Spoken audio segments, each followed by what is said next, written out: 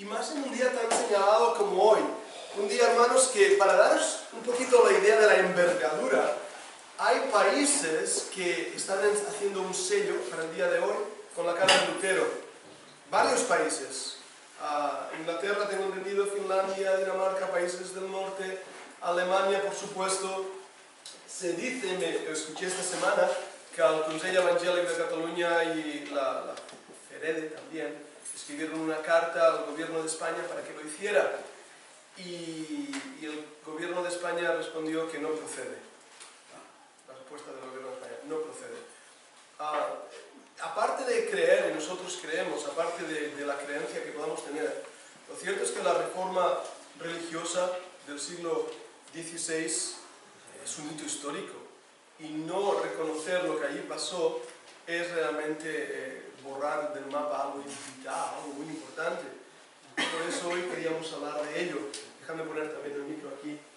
Pero creo que como creyentes es bueno... Perdóname. Lo voy a poner aquí mejor porque si no va a hacer mucho ruido. Como creyentes es necesario que podamos reconocer este tiempo... Oye, lo que venías mientras yo doy un poco de introducción.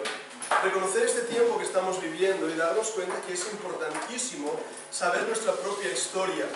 No solo de lo que significó el 31 de octubre de 1517, sino el por qué pasó, cuándo pasó, cómo sucedió.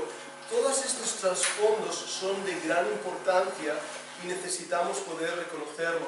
Por eso os animo a que en YouTube, por ejemplo, hay cositas que podéis ver, y también para aquellos que no pudisteis estar durante la presentación del hermano Mark Blackwell, el pastor de África del Sur, Sudáfrica, que vino y estuvo aquí con nosotros. Si no podéis verlo, yo lo subí a YouTube, está en nuestro canal, y ahí podéis verlo, porque realmente vale la pena poder reconocer un poquito esta parte histórica tan importante.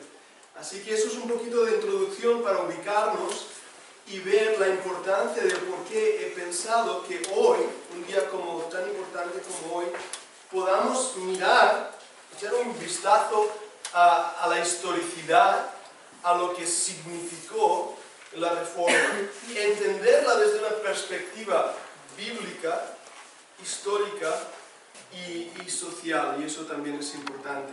Así que me gustaría pues, que pudiéramos ver esto, y vamos a orar antes para entrar en la guía del Señor y pedir su gran voluntad en este día. Vamos a orar. Padre, una vez más inclinamos nuestros rostros ante ti y pedimos humildemente que tú nos bendigas, que tú me ayudes en los pensamientos que presentaré en esta mañana, que aunque sea una predicación diferente a la que otras veces hemos hecho, pueda ser de ánimo, de estímulo, de conocimiento para los hermanos, y tú quieras en tu bondad, en tu misericordia, dirigirnos para que podamos amar la providencia, el poder y tu gloria a lo largo de la historia. Lo pedimos en el nombre del Señor Jesucristo. Amén. Al terminar este culto vamos a cantar un himno que es importantísimo. Se llama Castillo fuerte es nuestro Dios. Como he dicho al principio del culto, Lutero se estaba dirigiendo hacia la dieta de Worms cuando él leyó este salmo y compuso un himno que era de la música popular. Era una música popular alemana, él tomó la música y puso la letra del Salmo 46. Castillo fuerte se convirtió en el himno de la Reforma. Después de poco tiempo fue traducido a varios idiomas, y no solamente eso, Bach, el gran compositor creyente luterano, hizo algunos arreglos, hizo una cantata con el fundamento de Castillo fuerte, y el tipo de música que Bach hizo es el que nosotros cantamos hoy en nuestros seminarios. Y después Mendelssohn, en el 300 aniversario de la Reforma, compuso una composición musical llamada La Reforma. Y una vez más podéis escucharla, yo lo compartí en nuestra página web. La música, la cultura, la historia, el arte, todo fue movido y motivado por la reforma religiosa del siglo XVI. Y nosotros hoy queremos echar un vistazo a lo que pasó ahí, ese 31 de octubre de 1517, cuando un monje alemán que había estado leyendo y escuchando las diferentes posturas para levantar dinero para edificar la catedral de San Pedro a través de sacar el dinero a los pobres, básicamente. Hizo 95 tesis en contra de las indulgencias, bulas papales. Y ese día marcó la reforma. Sería un error no estudiar esto. Me gustaría hoy, en este día, mirar hacia atrás y darnos cuenta qué fue la reforma religiosa del siglo XVI. Es un episodio histórico que llamamos reforma religiosa. En los libros de texto lo vais a ver así, pero que en realidad fue mucho más que una simple reforma religiosa. Fue mucho más que eso, porque inició un movimiento religioso doctrinal, pero también un movimiento político, social, económico. Y también que tenemos que entender algo que es muy importante antes ya de entrarnos en este estudio. Es que no fue un evento que ¡pum!, apareció de la nada. Antes de Lutero hubo un gran movimiento histórico de hermanos creyentes que creían en la autoridad de la palabra de Dios. Creían que la única manera de ser salvo era a través de Jesucristo, el único nombre dado a los hombres en que podamos ser salvos. Creían que la única manera de ser salvos era a través de la fe, no de las obras.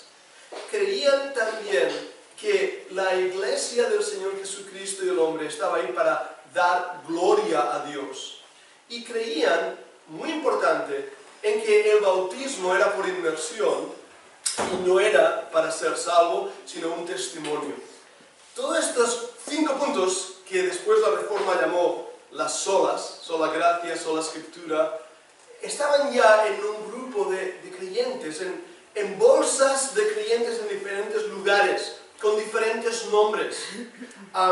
Yo le llamo el remanente bíblico. El remanente bíblico.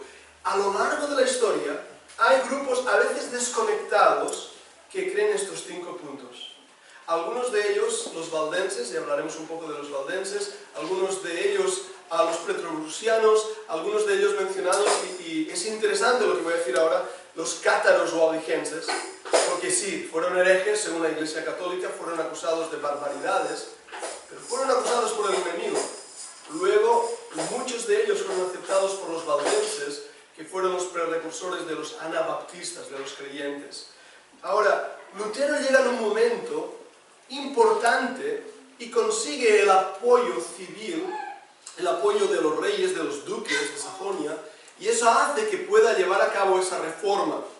Antes se había intentado, pero fue un fracaso total, pero Lutero lo consiguió debido al momento político en que él llega. Es importante también que veamos que Lutero, en sus perspectivas, lo que quiere es reformar la Iglesia Católica Apostólica Romana.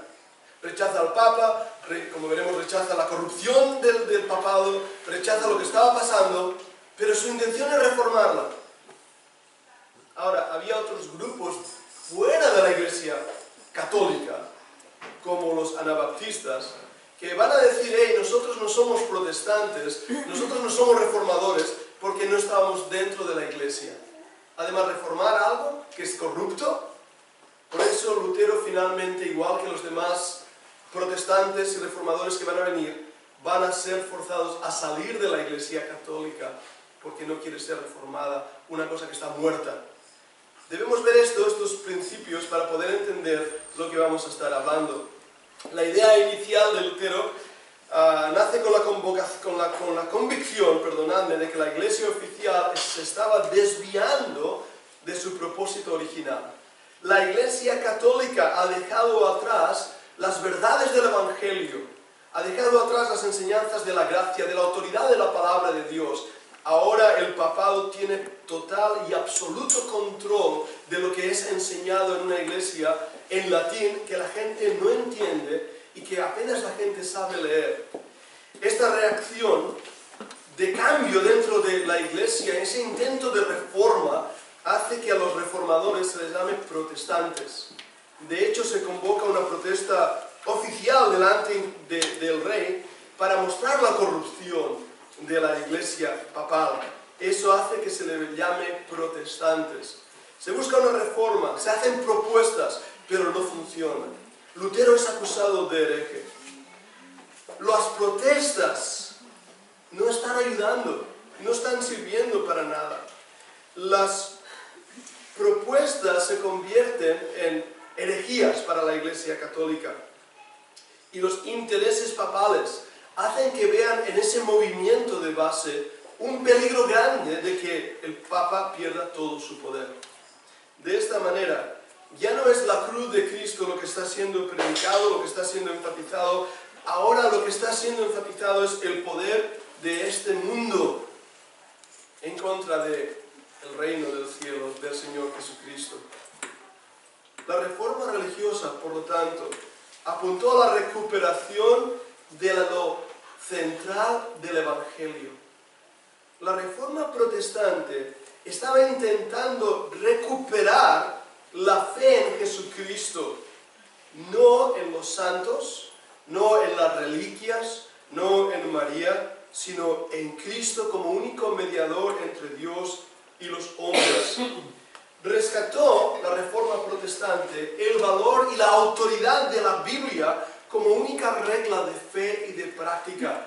Por eso van a decir sola escritura. Ahí en el panel que tenemos para esta semana podéis ver esas solas. Sola escritura. La autoridad de lo que dice la Biblia es vital, no lo que dice el Papa. Y esto es muy importante entenderlo. Porque seguro habéis escuchado ese dicho que decimos aquí en España, ¿no? Lo que dice el Papa va a misa. ¿Verdad que sí? Y creo que nuestro famoso libro de Cervantes, El Quijote, le dice, cuidado Sancho, que con la Iglesia nos hemos topado. Pues la realidad histórica era esa, que lo que decía el Papa iba a misa, y no solo a misa, sino a cualquier lugar. De repente alguien tiene la osadía de decir, un momento, el Papa es un hombre, aquí está la autoridad de la Iglesia, la Biblia, la palabra de Dios. Y eso golpea la base institucional del catolicismo. Porque de repente ahora el Papa es rebajado a lo que realmente es un mero hombre.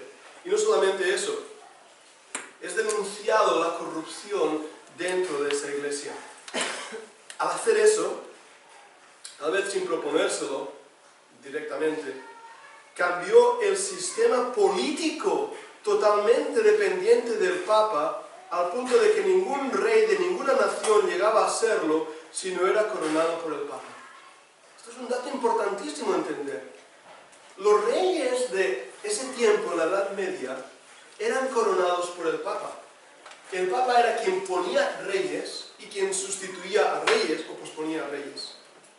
Cuando Lutero pone el dedo en la llaga mostrando que el Papa no tiene autoridad, le quita ese poder, lo hace humano.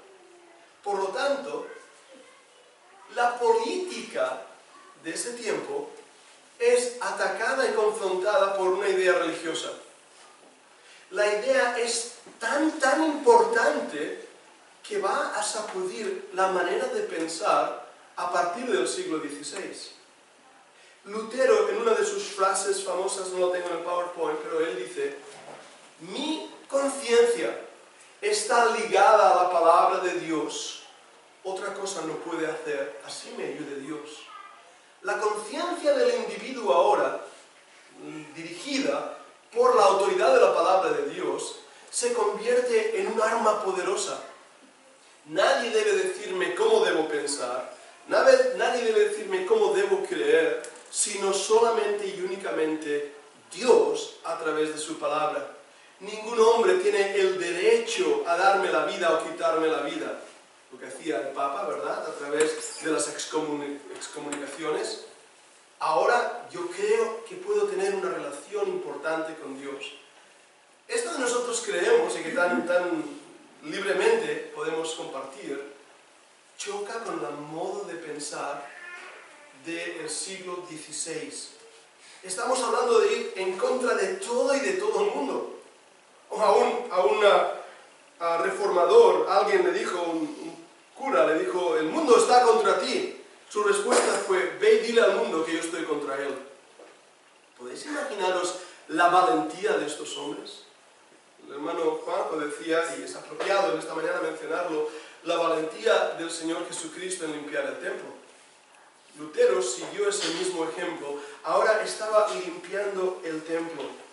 Los impuestos que las naciones debían pagar a Roma eran inaceptables, eran impagables y eran por demás evidencia que se usaban para sostener un sistema con un nivel de corrupción, lujo y derroche difícil de imaginar. Ahora Lutero estaba diciéndole al Papa: no vamos a darte dinero para levantar tus catedrales. No vamos a darte en los impuestos que se van a Roma, se van a quedar aquí. Lo que recogemos en las iglesias van a ser para las personas de aquí, para ayudar a los pobres. Eso choca con la mentalidad, pero imaginaros lo que estaba pasando ahí. El Papa estaba perdiendo todo su poder económico, no solamente la política en esos aspectos de gobernar, sino la economía va a ser ahora atacada. Y como siempre ha pasado, con tanta acumulación de riqueza había también una acumulación de pobreza para muchos. Y el luteranismo, en su defensa, se va a convertir en un movimiento de masas, donde los creyentes pobres van a acercarse a la iglesia, van a poder adorar al Señor y participar de los cultos. Y os digo, esto para nosotros es normal, pero imaginaros que yo vengo aquí, yo doy la espalda a vosotros, levanto una galleta, la hostia sagrada, y en latín digo: Dominus vobiscum, ego sum dolorem mundi. Lo hago bien, ¿eh? Vosotros no podéis participar. Los pobres están ahí puestos de pie, todos, porque las sillas son solamente para los ricos. Santiago, ¿recordad, jóvenes, que ayer hablábamos de Santiago? Cómo los ricos habían doblegado el corazón, pero estos ricos tienen la aprobación papal. Lutero rompe con todo esto. ¿Podéis imaginaros el trasvase socio, político, económico, social de lo que está siendo la Reforma? Ahora, al publicar la Biblia como regla de fe, sola escritura, y de libre interpretación, fue necesario ponerla al alcance del pueblo. Esto llevó a la necesidad de traducir el lenguaje popular y enseñar a la gente a leer. A leer. Este hecho modificó los sistemas educativos. ¡Wow! Siempre os animamos a que traigáis la Biblia, ¿verdad que sí? Siempre decimos: traed vuestra Biblia, porque el que va a subir aquí arriba y va a hablar de la Biblia, vamos a ver si lo que él dice lo pone en la Biblia o se lo inventa. Por eso cada uno de vosotros tiene una Biblia. Y cada uno de vosotros es sacerdote delante de Dios. El sacerdocio de todos los creyentes es otra de las enseñanzas vitales de la Reforma. Va a enseñar que cada creyente puede ofrecer sacrificios de alabanza a Dios, puede interceder delante de Dios y puede tener comunión con Dios. Nosotros esto lo tenemos tan asimilado que no nos damos cuenta que no era así en ese momento. La Iglesia Católica establecía que había solamente un sacerdote establecido por el Papa y que no había manera de ir al cielo si no era dentro de la Iglesia. Resultado: donde se enseña, donde se instruye, donde se aprende, es en los monasterios. Un pueblo necio es fácil de controlar, eso lo saben los políticos de siempre. Un pueblo que no sabe leer es fácil de controlar. Las masas son fácilmente moldeables por el sistema de pensamiento y una masa ignorante es mucho más fácil de moldear. Sin embargo, la Reforma dice: a partir de ahora vamos a leer cada uno de nosotros. Ahora hablaremos de esto más adelante, pero la clave, providencialmente, es que Gutenberg va a inventar la imprenta. Y cuando la imprenta es inventada, ese aparato, que si habéis visto alguna réplica de ello era bastante voluminoso, va a empezar a producir la palabra de Dios en masa. El primer libro impreso por Gutenberg es la Biblia luterana. Fijaros la importancia de lo que estoy diciendo, que la Biblia que Lutero traduce al alemán, hoy en día continúa siendo una joya de la corona gramaticalmente y en palabras. La filología alemana estudia la Biblia de Lutero. La gramática alemana se produce gracias a las traducciones que hace Lutero de la Biblia. La educación ya no es en los monasterios, va a ser en las iglesias. Va a empezar haber un movimiento de enseñanza. Y esto, para los que sois profesoras y habéis estudiado magisterio, es interesantísimo ver cómo los pueblos del norte tienen una historia educativa tremenda, porque se apoya la conciencia del individuo, el pensar. Y hablamos, no quiero cambiar de tema, pero los profesores sabéis, ¿verdad? Dinamarca y se me ha ido el nombre ahora, Finlandia, con todos sus niveles educativos. Con la gente más educada, ¿qué es lo que va a pasar? Se modifican las formas de trabajo y las relaciones laborales. Claro, porque el pueblo empieza a pensar. El criterio de igualdad hizo que la mujer lograse posibilidades impensables antes de la reforma. Y esto es muy interesante, porque las iglesias protestantes tienen fama de poner a la mujer en lugares que la Iglesia Católica nunca le dejó. Ahora las mujeres empiezan a tener una gran importancia dentro de la iglesia local. Dicen aquí que detrás del gran hombre hay una gran mujer. Sin duda alguna, cuando estudiamos las esposas de los reformadores, vemos la importancia de la mujer en la iglesia. Si bien, al recordar a los reformadores, casi todos ellos son hombres, ¿verdad que sí? Lutero, Calvino, Zwinglio. Bueno, pero tan pronto como investigas un poquito más, o encuentras más cerca, te das cuenta quién estaba al lado de esos hombres. La mujer de Lutero, y hermanos, os animo si podéis leer un poquito de la biografía de esta mujer que había sido monja, se había dejado como monja, se casó con Lutero. Pero qué mujer, qué fuerza, y qué... Una vez Lutero cayó en una depresión y estaba muy triste, y su esposa vino a desayunar vestida de negro, de luto. Y Lutero se la quedó mirando y le dijo, ¿pero qué haces vestida de luto? ¿Por qué te has vestido de luto? Y su mujer le dijo, cariño, ¿no te has enterado? Dios ha muerto. Y Lutero dice, ¿pero qué dices? Dice, por la manera que te estás comportando. Fue un golpe, ¿verdad que sí? Esa esposa hizo ver a su esposo que Dios no había muerto, que Dios tenía control de lo que estaba pasando. Bueno, al recuperar la visión del Evangelio, se cambió la liturgia. Esto permitió un desarrollo de todas las artes, especialmente de la música, que no solo buscó que la gente cante para alabar a Dios, sino que los cantos se transformaron en verdaderos recursos de la educación religiosa. Es curiosísimo esto. Bach, el gran compositor alemán, luterano, él escucha un mensaje un domingo y al siguiente domingo ya ha escrito algo musicalmente relacionado con ese mensaje. Todas las cantatas de Bach relacionadas con la Biblia. Pero ¿qué es lo que va a pasar? Ahora la gente va a venir a la iglesia y va a cantar los salmos. Va a cantar himnos con palabras de la Biblia en alemán, en su propio idioma. Esto choca el pensamiento medieval. Ya no es el cantea sordo gregoriano en latín, sino que ahora yo estoy alabando a Dios con mis propias palabras. Y esas canciones populares que se escuchan ahí, canciones folclóricas, Lutero las va a tomar, eran canciones que conocían la gente, y le va a poner letra de la palabra de Dios, de los salmos. Eso va a alimentar la conciencia y la cultura del individuo. Pero al destruirse el concepto de dogma papal, se abrió un espacio enorme para el desarrollo de las ciencias, las que eran vistas como un desafío a la iglesia, las que se consideraban dueña de toda verdad. La iglesia determinaba el conocimiento científico. Basta recordar un ejemplo. Os hablo de Galileo Galilei, su famosa frase, y sin embargo se mueve. Galileo Galilei estuvo a punto de ser quemado en la hoguera solamente por decir que no era el sol que se movía alrededor de la Tierra, y la Tierra era el universo, el centro del universo. Galilei demostró que no era así. Pero eso iba en contra de lo que la Iglesia Católica, Apostólica y Romana estaba enseñando, lo que el Papa estaba enseñando.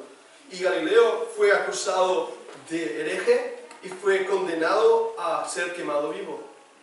Galilei. El oscurantismo de la edad medieval fue promulgado por una iglesia que controlaba a las personas, pero la iglesia reformada abrirá los ojos a la ciencia. Grandes científicos del presente, de hoy y del pasado son creyentes protestantes. Menciono uno, Newton, menciono otro, Kepler, hombres que eran hombres de Dios como Newton. Bien.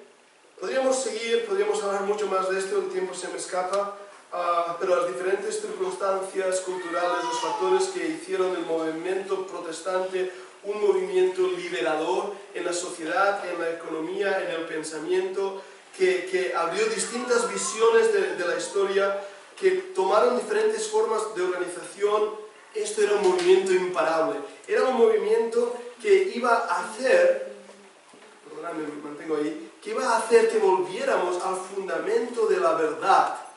Alguien dijo una vez que la verdad no sale a flote si no es a través del conflicto. Y creo que tiene mucha razón. La verdad muchas veces tiene que ser defendida, porque el error la intenta apagar, la intenta atacar. No recuerdo quién fue, lo dijo en francés, la verdad es tozuda. Y la verdad es tozuda. Por más que intentes frenar la verdad, al final sale a la luz. Lo mismo pasó con la reforma del siglo XVI. Pero una vez más, debo decir esto.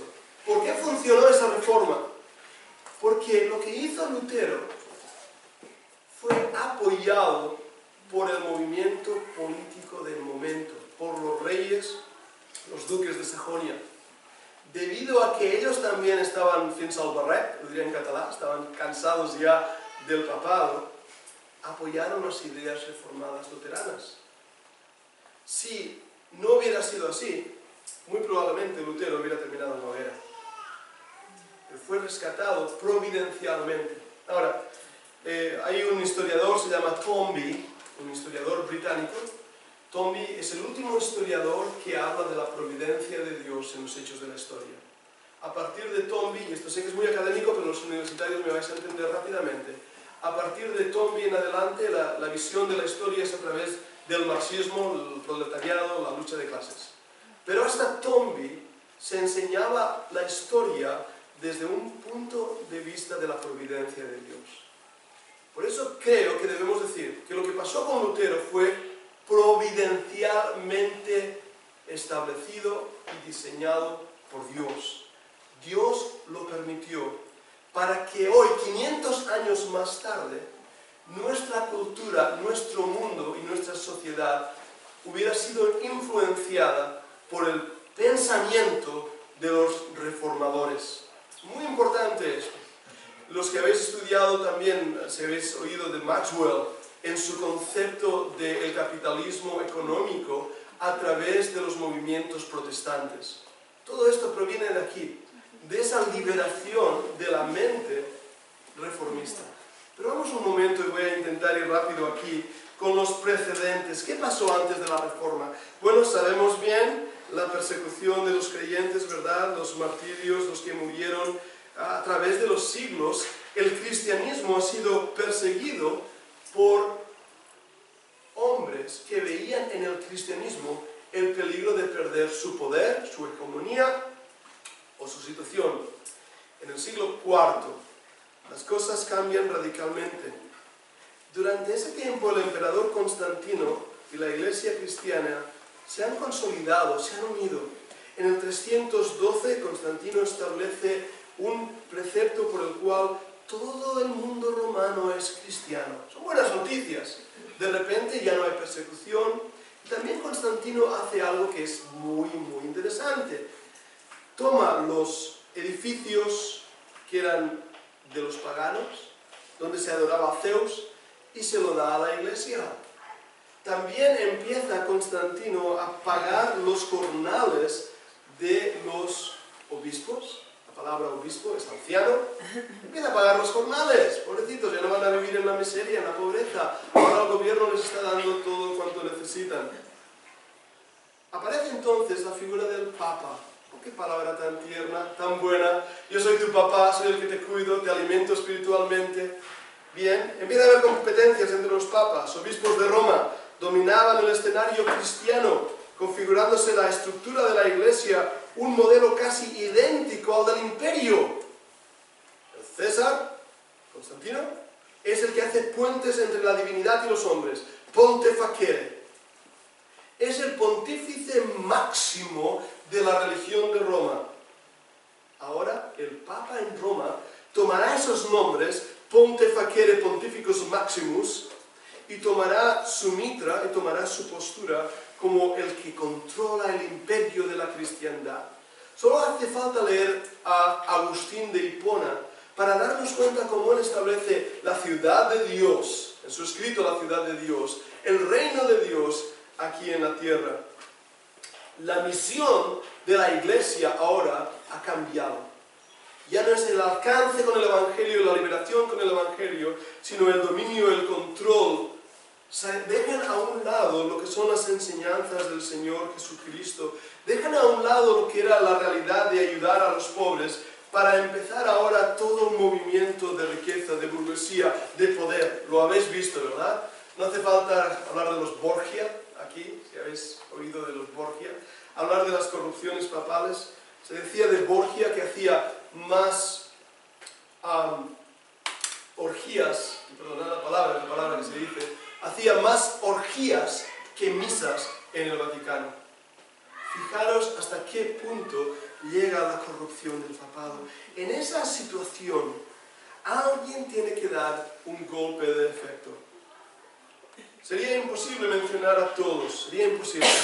Pero rápidamente recordemos a Arnaldo de Brescia, un monje que en Francia y en Italia consiguió bastante apoyo popular a finales del siglo XI y principios del XII. Fue ahorcado y quemado en una hoguera en Roma.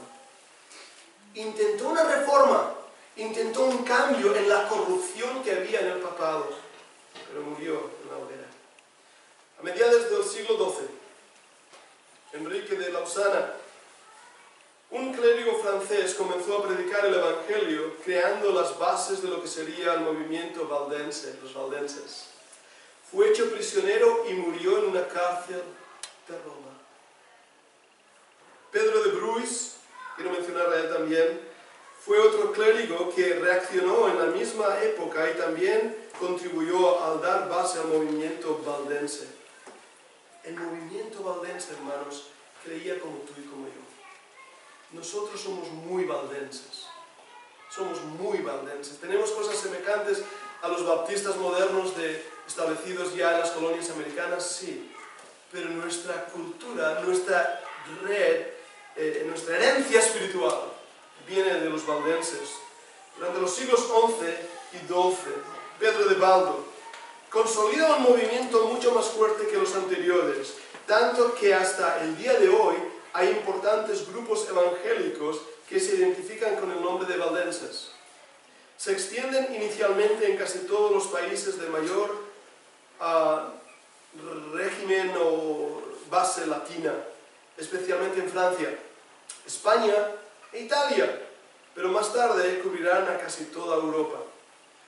Tomaron distintos nombres como albigenses y cátaros. Me hace gracia, estoy leyendo de una cita histórica. Yo mencioné en un congreso que estuve hace poco sobre los cátaros y me dicen, pero son herejes. Y dije, no son herejes. Se les dijo que eran herejes. Pero tanto los albigenses o cátaros tenían una postura muy parecida a los valdenses. Igual que ellos, otros grupos que creían lo que nosotros hoy creemos. A diferencia de casi todos los reformadores, que eran clérigos católicos, Baldo era un próspero comerciante francés con una fuerte influencia en las cuestiones políticas, dado su poderío económico. Era un hombre de influencia. Pero en el año 1160 tuvo una experiencia de fe muy fuerte, se convirtió, que le hizo revisar muchas cosas, entre ellas su riqueza.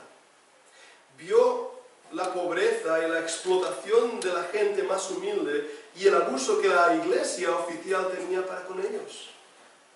Impresionado por el episodio en el cual Jesús le dice al joven rico, ve y vende todo lo que tienes y dalo a los pobres, vendió todas sus enormes posesiones y aseguró una vida modesta, pero adecuada a su familia, y distribuyó sus bienes entre los pobres de manera muy cuidada e inteligente. Se volvió un ávido lector de la Biblia. El movimiento valdense nació de la lectura de la palabra de Dios en la lengua original. Al principio, el Papa Alejandro III vio con simpatía este gesto, porque le servía para reducir las protestas de los pobres, y pensó equivocadamente que este movimiento se limitaría a la ciudad de León, donde residía Baldo. Está bien, un movimiento social. Pero cuando la Iglesia oficial advirtió que este movimiento crecía y comenzaba a atacar la posesión de grandes riquezas y pretender que el poder papal se desprendiese de las suyas, la postura papal comenzó a cambiar. En cuanto tocas el dinero, tocas la mente de las personas. Mucho peor fue cuando se puso en evidencia que esta propuesta contra Roma no se limitaba a las posesiones, sino que comenzaba a señalar otras formas de corrupción, especialmente las morales. Culminó con fuertes señalamientos a errores doctrinales, lo que en buena medida sustentaba el poder de Roma. La producción de escritos sosteniendo los principios evangélicos de los llamados los pobres de Lyon, como se los llama también, esa denuncia fue grande y se dispersó por toda Europa. 1160. Una fecha que podía haber establecido no una reforma, sino realmente un avivamiento espiritual que hubiera cambiado a toda Europa. ¿Qué pasó?